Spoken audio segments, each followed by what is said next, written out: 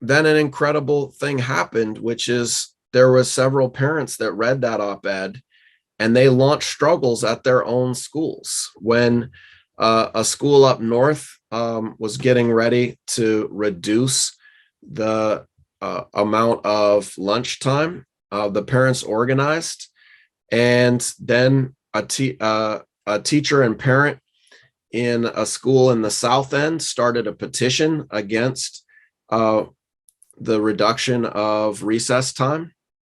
And then we called a meeting and got schools from, north and south ends to come together, and parents and educators planned a meeting, and we launched our organization, Lunch and Recess Matter.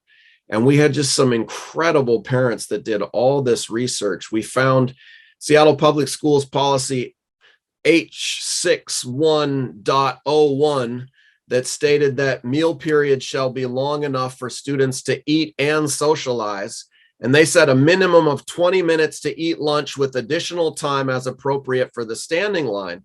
Well, what we were finding was that in the schools with high levels of free and reduced lunch, they had long lunch lines. Kids had to stand in long lunch lines to get to their meal. And by the time they got their food, some of them would have maybe 5 minutes to play. So they would stand in a long lunch line. And then because they needed their recess, they might eat a bite of food and then run out.